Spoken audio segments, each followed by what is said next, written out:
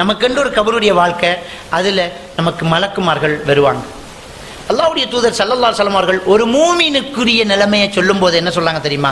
ஃபயத்தியானி மலக்கானி ஷதீதல் இன்திஹார். 2 மலக்குமார்கள் வருவாங்க, அதட்டிய நிலையில தான் வருவாங்கங்கிறாங்க. அந்த மலக்குமார்களுடைய பண்பே அதான். நாங்கள் சொல்றோம் முன்கர் நக்கீர், கல்யாண கேட்பாங்க. முன்கர் நக்கீர் என்ற ஹதீஸில் வருது, 2 மலக்குமார்கள் ஒவ்வொருத்தருக்கும் கேள்வி கணக்க வருவாங்க. ஆனால் அந்த மலக்குமார்கள் எவ்வளோ பெரிய நல்ல மனிதனாக இருந்தாலும், நபியாக இருந்தாலும், மூமினாக இருந்தாலும், அவங்களோட ஸ்டைலே அவங்களோட பாணியை என்னன்னா ஷதீதல் இன்திஹார். ஃபயத்தியானி மலக்கானி ஷதீதல் இன்திஹார். கடுமையாக அதட்டிக்கிட்டு 2 மலக்குமார்கள் வருவாங்க. கடுமையாக ஷதீதல் இன்திஹார்ங்க, கடுமையாக அதட்டக்கூடிய 2 மலக்குமார்கள் அந்த கபருக்குள்ள வருவாங்க. வந்து கேட்பாங்க, மன் ரப்புக், உன்னுடைய ரப்பு யார்? கபூர்ல கேட்கிற கேள்வி எல்லாருக்கும் பொதுவானது. உன்னுடைய ரப்பு யார்? இந்த மூமினான மனிதன் சொல்ல, என்னுடைய ரப்பு அல்லாஹ். உன்னுடைய தீன் என்ன? என்னுடைய தீன் இஸ்லாம். வமா கான அமலுக், நீ உலகத்தில் என்ன செய்து கொண்டிருந்தாய்? ஹதீஸ்ல வருது, கராத்துல் குர்ஆன் வ ஆமன்து பிஹி வ ஸத்தக்து பிஹி. நான் உலகத்தில் குர்ஆனை ஓதினேன், அதை நம்பினேன், அதை உண்மைப்படுத்தினேன் என்று நாம் பதில் சொல்லுவோமா? அப்போ குர்ஆனை ஓதணும், அதை நம்பணும், அதை உண்மைப்படுத்தணும். உண்மைப்படுத்துறேன்டா என்ன? குர்ஆன்ற வாழ்க்கையை எடுத்து வாழ்றது அதை உண்மைப்படுத்துறது. அதை உண்மைப்படுத்துறேன்டா என்ன? அதை எடுத்து வாழணும். நபிகள் நான் ஸல்லல்லாஹு அலைஹி வஸல்லம் அவருடைய பண்பை பற்றி ஆயிஷா நாய் சொல்றாங்க, கான குலுகுஹு குர்ஆனா. ரசூலுல்லாஹி ஸல்லல்லாஹு அலைஹி வஸல்லம் அவருடைய பண்பு குர்ஆனாக இருந்தது. அவருடைய பண்பு குர்ஆனாக இருந்ததுங்கிறாங்க. இவர் இப்படி பதில் சொல்லுவார். மலக்கு கேட்பார், ஃபமாதா தகூலு ஃபீ ஹாதா ரஜுலி அல்லஸி புஇஸ ஃபீக்கும். உங்களுக்கு ஒரு மனிதர் அனுப்பப்பட்டாரே, அவர் விஷயத்துல நீ என்ன சொல்றன்னு கேட்கப்படும். யாரை பற்றி கேட்குறாங்க? நபிகள் நாயகம் ஸல்லல்லாஹு அலைஹி வஸல்லம் அவர்களை பற்றி கேட்குறாங்க.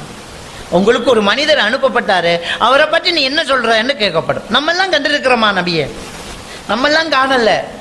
ஆனா நாங்க நபி வழியை பின்பற்றுறோம். நாங்க நபிகள் நாயகம் ஸல்லல்லாஹு அலைஹி வஸல்லம் அவர்களை கண்ணியப்படுத்துறோம். அவரை உயிரை விட மேலாக மதிக்கிறோம். அவருடைய சுன்னாவுக்கு அவ்வளவு முக்கியத்துவம் கொடுக்கிறோம். அவர் தொழுதமாய்த்தான் நம்ம தொழணும் அப்படிங்கிறதுல ரொம்ப கவனமா இருக்கிறோம். அதற்கு அல்லாஹ் தஆலா நமக்கு பதில் எப்படி தெரியுமா? நம்ம சொல்லுவோம், இது அல்லாஹ்வுடைய தூதர் முஹம்மது என்று நம்ம சொல்லுவோம். அதான் முஹம்மது ரசூலுல்லாஹ். உடனே நம்ம பார்க்காத எல்லாருமே நம்ம பதில் சொல்லிடுவோம். பாருங்க, இன்னொரு ரிவாயத்தில் வருது, முஹம்மது நபியை எடுத்து காட்டப்படுமா, இவரை பத்தி நீ என்ன சொல்றன்னு கபூர்ல அல்லாஹ் காட்டுவான்.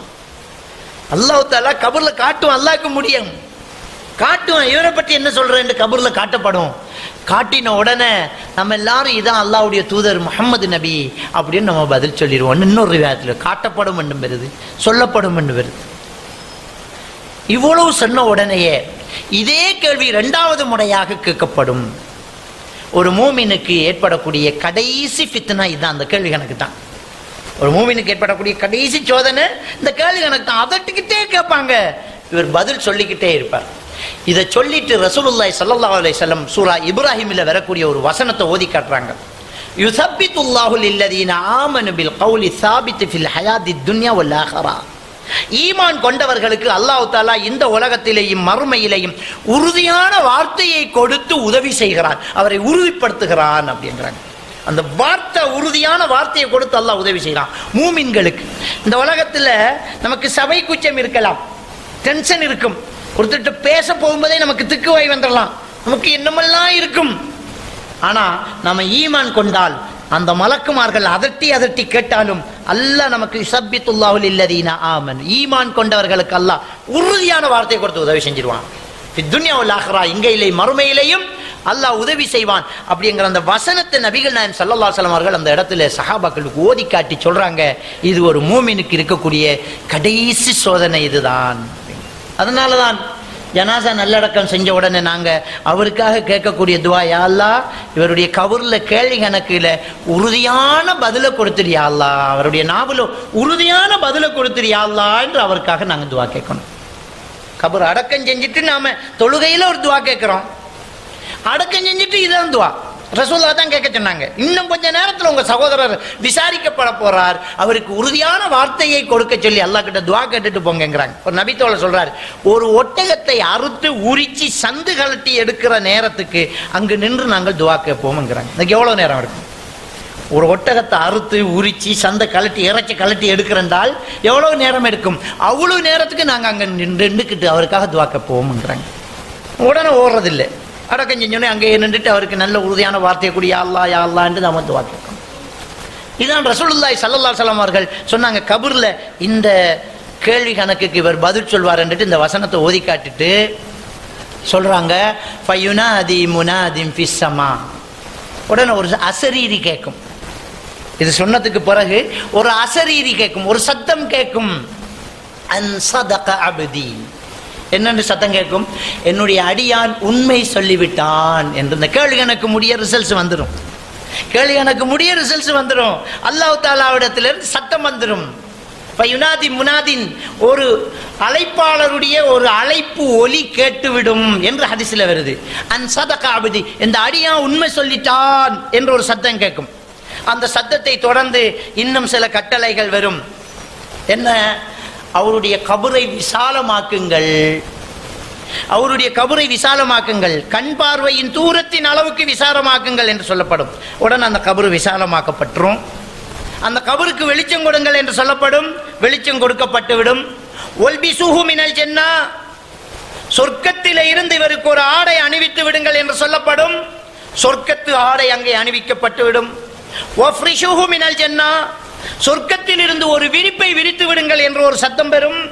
உடனே அங்க சொர்க்கத்து விரிப்பு விரிக்கப்படும். வஃப்தஹு பாப மினல் ஜன்னா யஹ்ருஜு மின் ரீஹிஹா வ தீபிஹா என்று சொல்லப்படும். சொர்க்கத்திலிருந்து ஒரு கதவை திறந்து விடுங்கள், இவருடைய கபருக்கு அந்த சொர்க்கத்தினுடைய வாசமும் அந்த சொர்க்கத்தினுடைய தென்றல் காற்றும் வந்த வண்ணம் இருக்கட்டும் என்று கட்டளையிடப்படும். அதுவும் நடந்துடும். அல்லாஹ்வுடைய பாக்கியமாக இந்த கபூரில் இருக்கக்கூடிய மூமினுக்கு அந்த சொர்க்கத்து பூஞ்சோலையாக அந்த கபூர் மாற்றப்பட்டு, சொர்க்கத்து பட்டணி, சொர்க்கத்து விரிப்பு, சொர்க்கத்து ஆடை, சொர்க்கத்து காற்று, சொர்க்கத்து வாசம், கபூர் கண்ணு கட்டிய தூரத்தில் விசாலம், கபூர் பிரகாசம், அந்த இடத்துல அவர் வீற்றிருக்கிறார். சுப்ஹானல்லாஹ்.